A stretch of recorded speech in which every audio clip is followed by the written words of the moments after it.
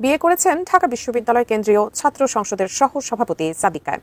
বুধবার বিকেলে ঢাকা বিশ্ববিদ্যালয়ের কেন্দ্রীয় জামে মসজিদে তার আক্ত সম্পন্ন হয়। পরে শাহবাগের শহীদ আবু সাইদ আন্তর্জাতিক কনভেনশন সেন্টারে তাদের বিয়ের মূল অনুষ্ঠান সম্পন্ন হয়। তবে তাকে বিয়ে করলেন সাদিক কায়েম, কেন এত আলোচনা? জীবনের নতুন অধ্যায় শুরু করেছেন ডাকসু ভিপি ও বাংলাদেশ ইসলামী ছাত্র শিবিরের কেন্দ্রীয় আন্তর্জাতিক সম্পাদক সাদিক কায়েম।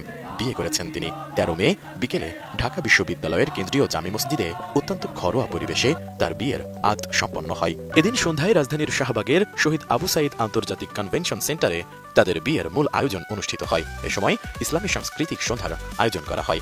সাথে সেখানে ঠোঁট মেলান সাদিক কায়েম নিজেও।